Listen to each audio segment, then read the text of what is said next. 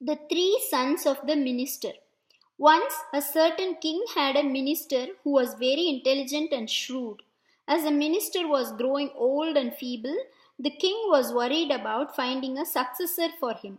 So he asked the minister whether he knew anyone who could succeed him.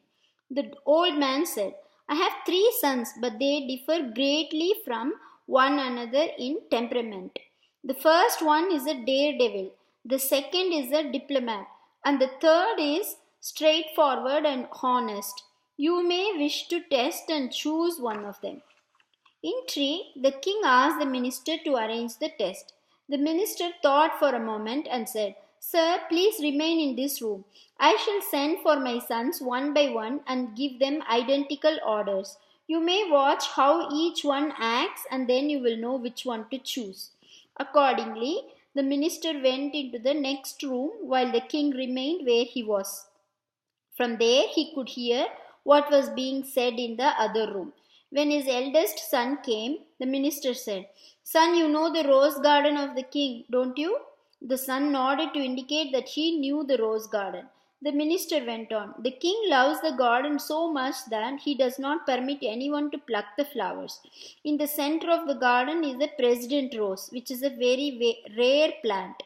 The king has passed an order that anyone plucking its flowers will be put to death." The son nodded his head again as he was familiar with all these facts. The minister said, "Tomorrow you must go to the garden exactly at 10 o'clock in the morning and pluck one president rose for me. Do not allow the gods either to see you or catch you. If they catch you, make use of your mouth and escape." The son listened to the instructions carefully, agreed to carry them out, and took leave of his father. Next, the second son was sent for, and the same instructions were given to him, except that he was asked to go to the garden at 12 noon.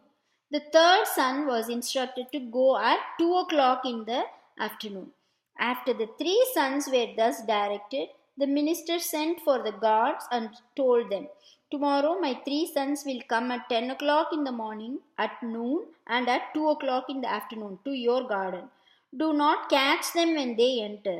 They will go straight to the president rose and pluck one flower. As soon as the flower is plucked, you surround them and bring them here along with proof of their guilt. But don't hurt them in any manner." The gods understood what was expected of them and went away. The next day, exactly at 10 in the morning, the eldest son entered the garden.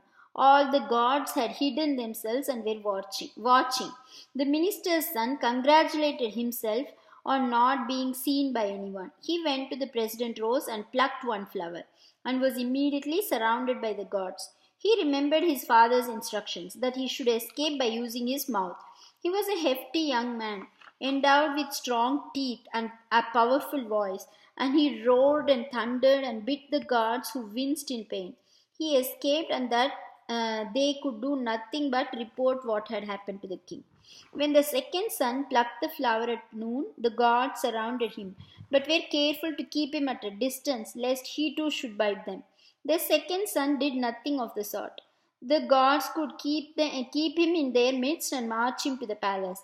As they were marching, the minister's son, remembering his father's instruction that he should use his mouth and escape, opened his mouth and quickly swallowed the rose. But by the time the guards tried to stop him, it was too late.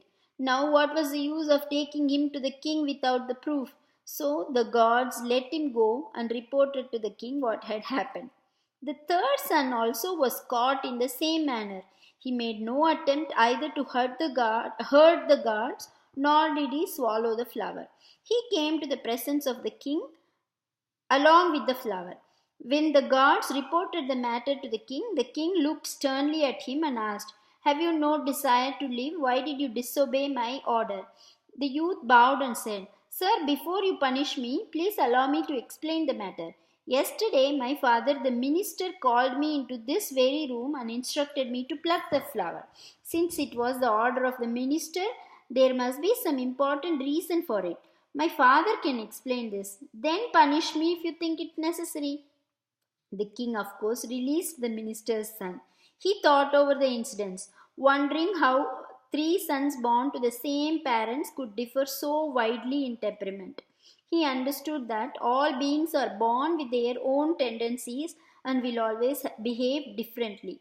Taking their different temperaments into consideration, the king selected the first son as chief of the army, the second son as chief minister, and the third as his chief advisor.